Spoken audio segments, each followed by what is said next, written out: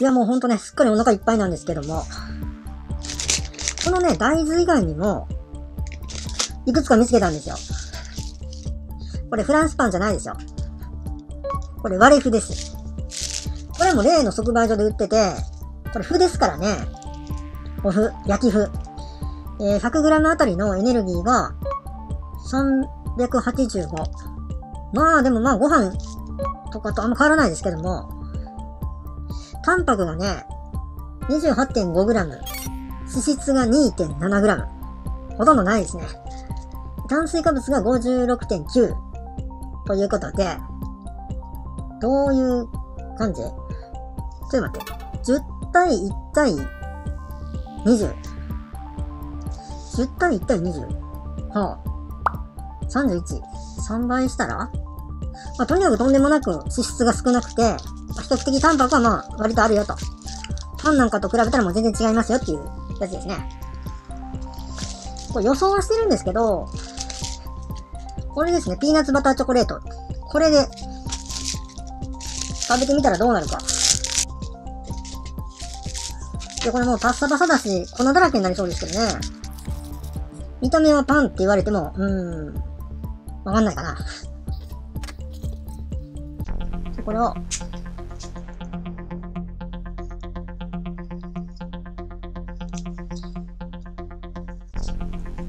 いただきます。お腹いっぱいなんですよね、今日はね。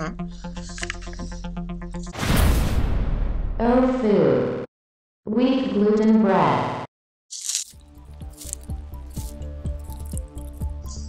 なんか新しい駄菓子みたいな感じになってますけど。フランスパンの代わりに食べるっていうよりかは、駄菓子ですね。まあ、ちょっとね、糖質というか炭水化物は多めになっちゃいますけどね。別に悪くないですよ、これ。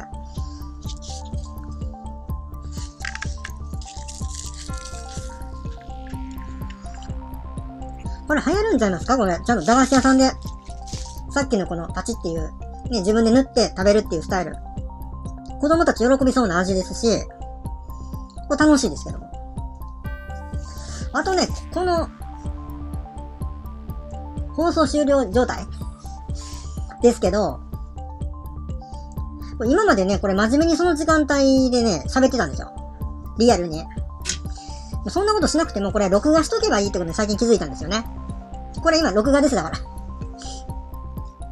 だいたいこれで、40分ぐらい、録画できたんですけど、なんで40分で止まったのかはよくわかんないですけどね。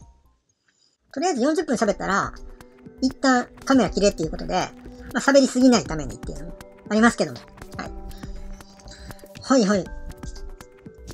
今週のポンチーチャンネルですけれども、食チャンネルに関して、解説してから、まあ1ヶ月は軽く過ぎまして、それで分かったことが一つあるんですけど、やっぱりね、ボーナスはついてたようです、どうも。どうもついてたみたい。最近全くインプレッションつかなくなったんで、ガクンと来る人の数減りました。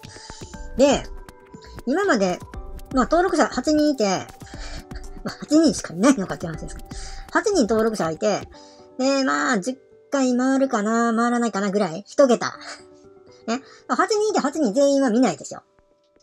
でも何人かが見てくれたら、まあ5回回って、で、他にもちょこっと見てくれる人が何人かいたら、まあ10回ぐらいは、行くわけですよ。視聴回数がね。まあそんな感じかなと思いきや、もう今全然誰も見てないですからね。登録してる人見てないんやと思って。びっくりですよ。チャンネル登録者は僕のチャンネル見てないんですよ。っていうことが分かった。あれ多分、ちらっと訪問してきてる人の方が見てる。インプレッションが飛んで。それはなんとなく分かりますね。最近極端に減ったね。でね、これやらない方が良かったのかどうなのかっていうのもちょっとよく分かんない。やってよかったなと思うのは、シャドークイーンのポテトサラダ。第1回の分ですけど、あれの視聴回数が100回超えてるんですよ。で、こちらのチャンネルのシャドークイーン、元祖シャドークイーンの方も、あれはね、うちの中では割と人気がある動画だったんですよ。それでも、今現在200回行ってないんですよ。もう時期行くかな？だから今ちょうど200回ぐらいなんですよ。で、なかなか100回超えなかったんですね。視聴回数がね。でも、食チャンネルに上げた早回し版のシャドークイーンの方は、早々に100回超えてますので、あれに関してはね、やっぱハイペースで回ってますよね。ボーナスついてた可能性あります。シャドークイーンのポテトサラダに関しては。私みたいにこの、作物系ですね。だから料理系っていうよりかはどちらかというと作物にメインを当てた、そういうチャンネル作りしてるじゃないですか。でこれは去年から僕分かってたんですけど、例えばね、ヘビウリとかもやりますよね。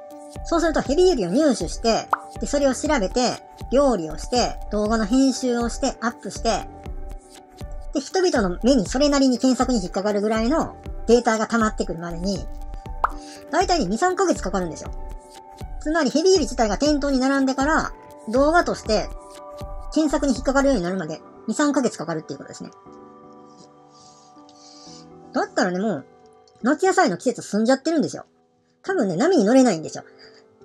だからね、1年遅れかなと思ってたんです。来年の夏向けに、今、動画貯めてんのかなっていうような思いでやってましたね。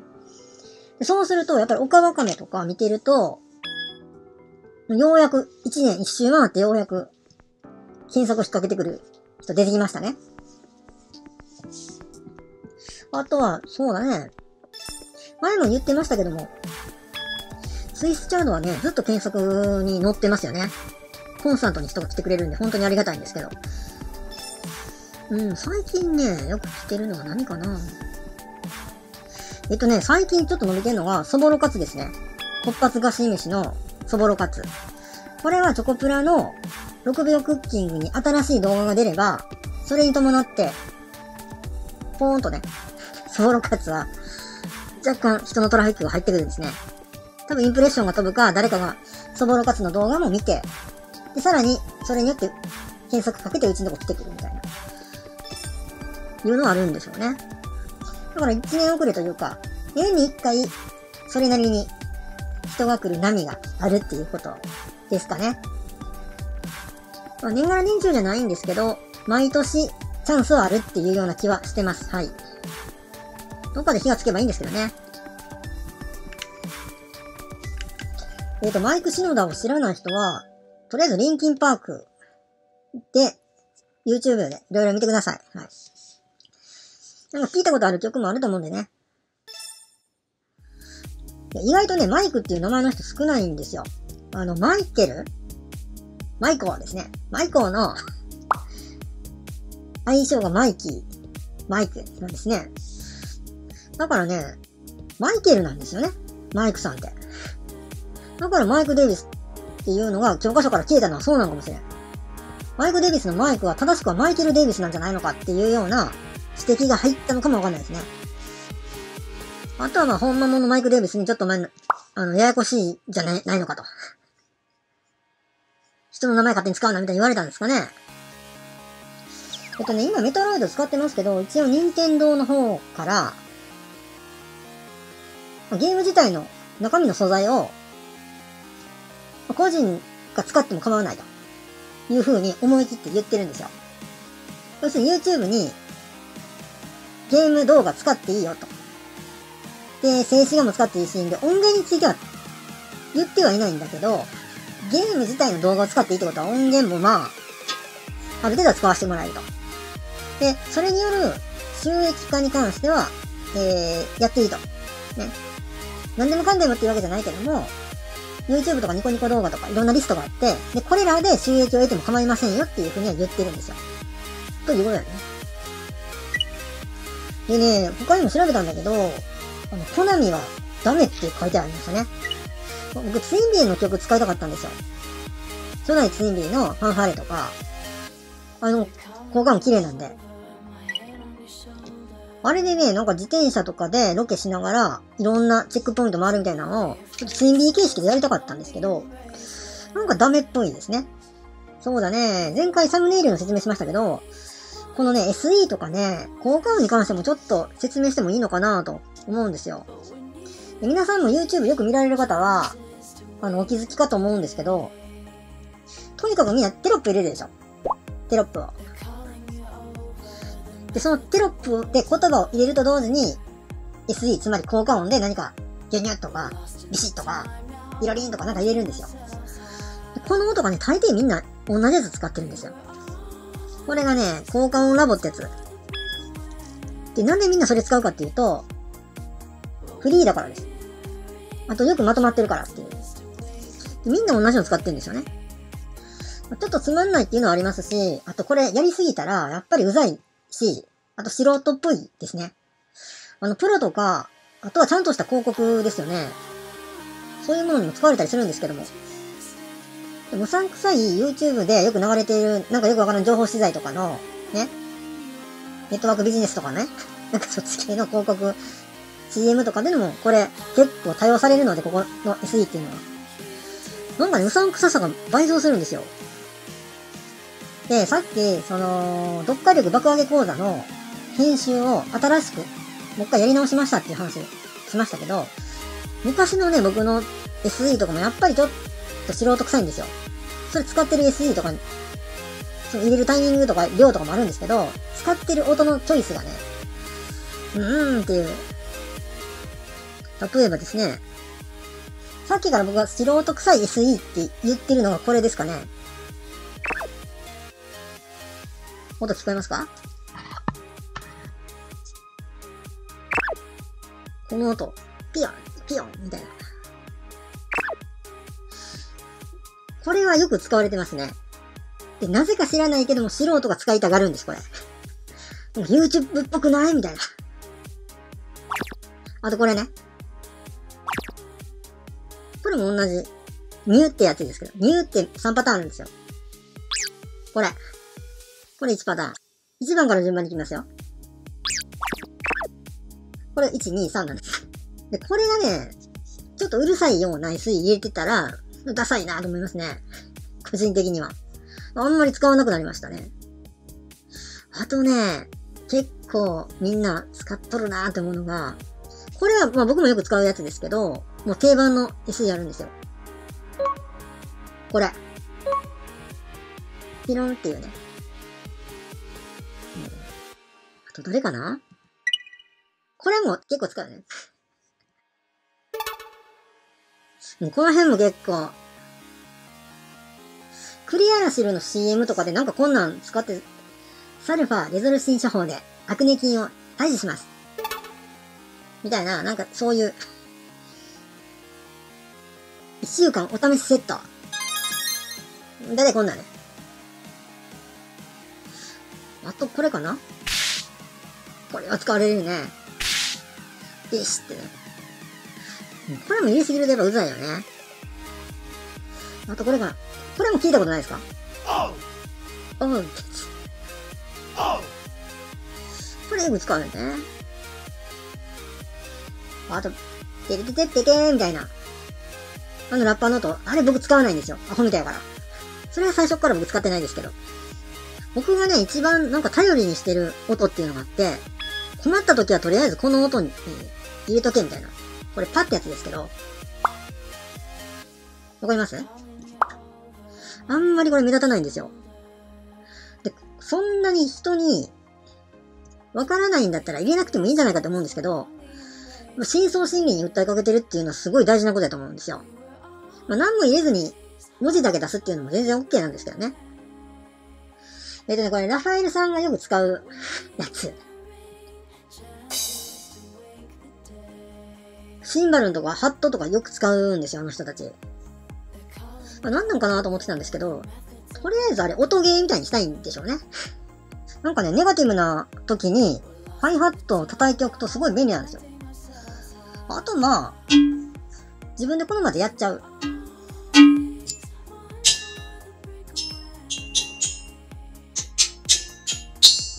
そうね、このあたりの SE の話っていうのはちょこっと、前からちょっとしたかったんですよね。効果音ラボ様々です、本当に。それはもうすべての YouTuber がそうだと思いますけどね。あとね、私 iMovie でやってますけど、僕がとにかく頼りにしているのが、まずオープニングですね。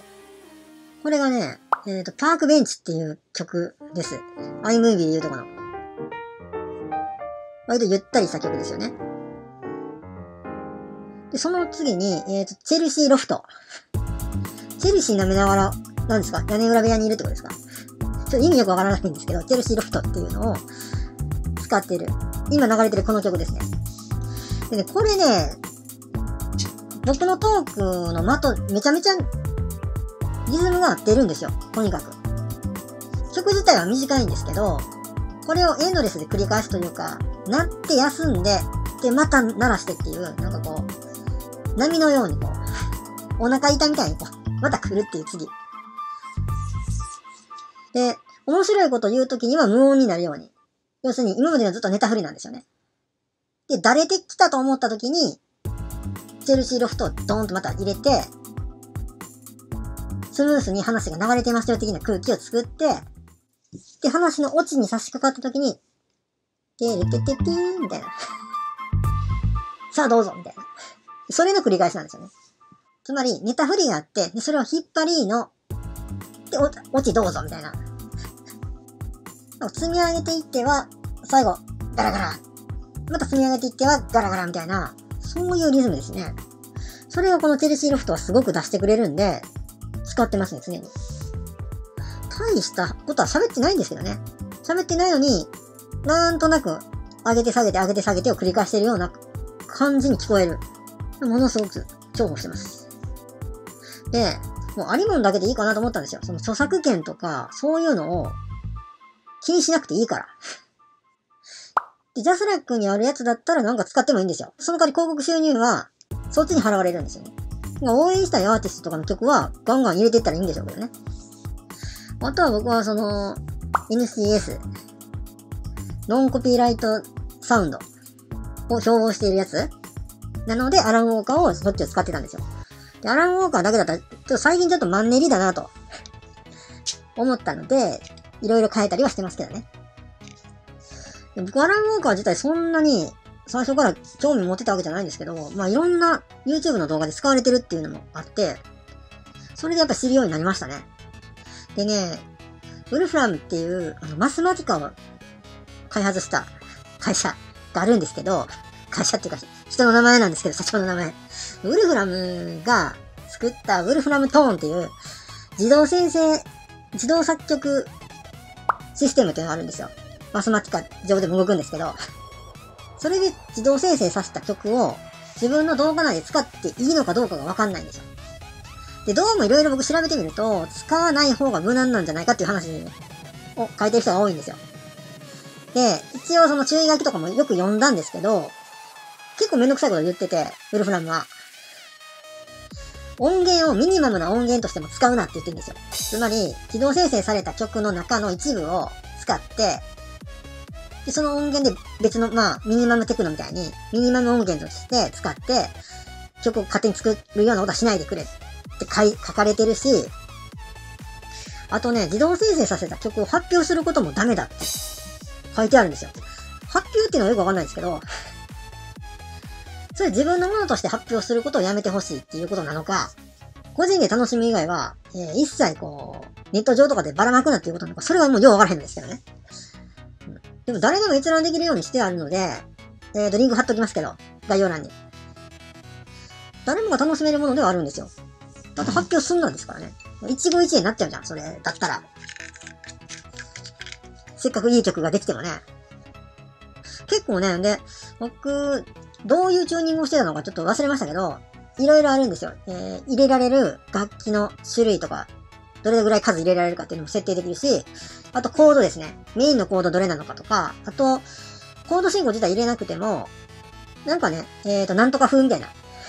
なんかインドなんとかとかね、パンクとかね、アイリッシュなんとかみたいな、ミーヨンみたいなのとか、それぞれの民族音楽ごとにスケールが存在するので、そのスケールコードが多分、アルゴリズムの中にこう入ってんでしょうね。でね、自動生成させていい曲がね、奇跡的に何個かできてたんですよ。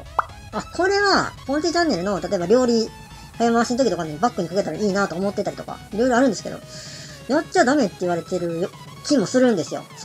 英語の書きっぷりが微妙すぎて僕にもよくわからないんですけど。で確かにね、あんまり YouTube 上でも発表してる人いないんで、でも事実上、ウルフラムトーンで作った曲なのかどうかっていうのはわかんないですよ。自動生成なんだから。ランダムで再生されてるんだから。で、音自体は、ある音源によって生成されてるので、それはバレるのかもしれないですけど、メロディーライン自体は、そのまま一部いただいてですね、いろいろ加工してもそれはわかんないですよね。これはね、ウェブのブラウザーだから多分 Java かなんかで動いてんだと思うんですけど、だからね、1分ちょいぐらいで切れるんですよ。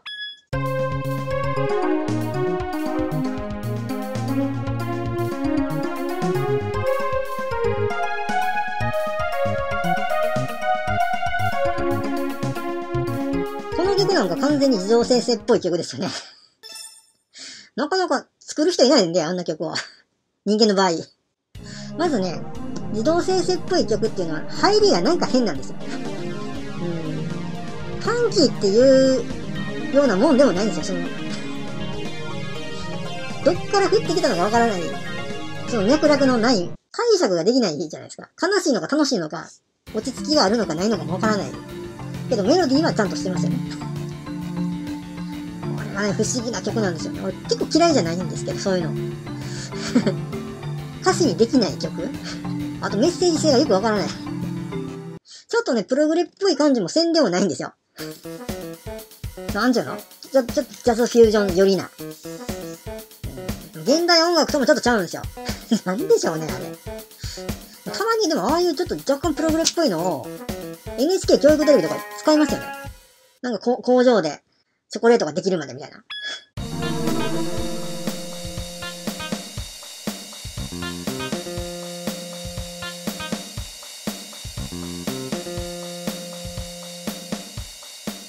どういう設定にしたのかわかんないですけど、こんなにハイハットを叩くことはまずないですよね。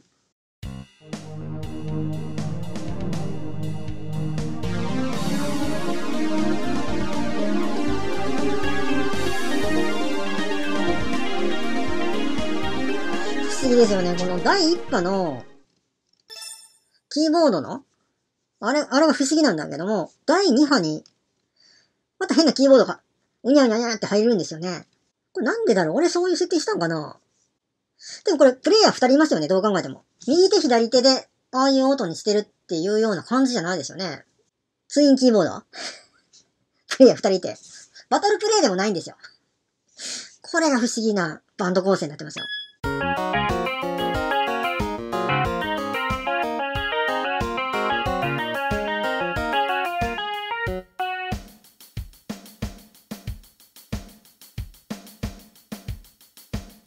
なんで途中でやめたんでしょうね、演奏をね。ドラムの人しか叩いてないじゃないの。その辺の投げやり感が半端ないんですよ、本当に。自動生成っぽさって何なんでしょう？今のも、自動生成でないとなかなか出てこない曲なんですよ。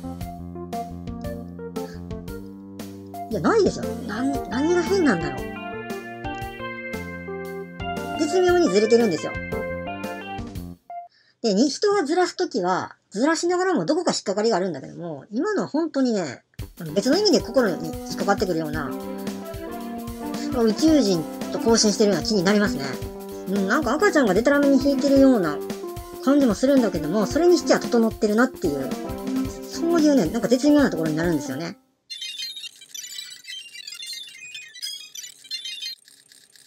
一応ね、いろいろ作ってみて、良かったもの、ベスト3ですね。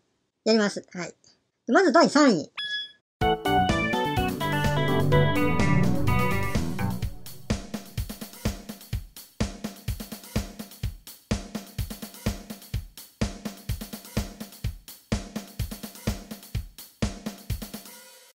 これ結構良かった。どこがやねんって言われそうですけど。次。第2位。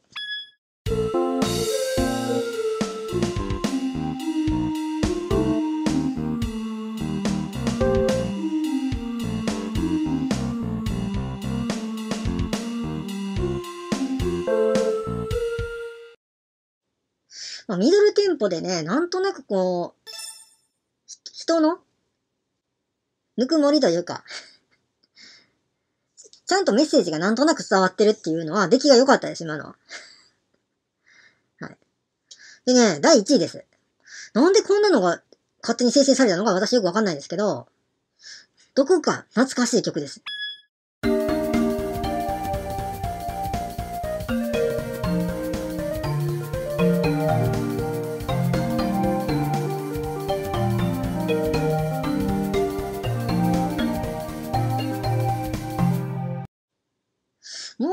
整えたらちゃんとした演歌になりそうじゃないですか。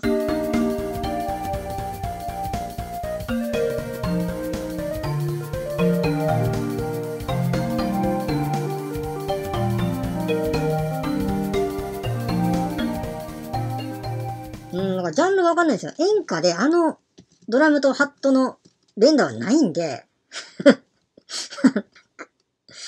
あとなんかキーボードの音、すごいメロウな感じじゃないですか。まあ、とりあえず、1位これです。はい。今日は以上です。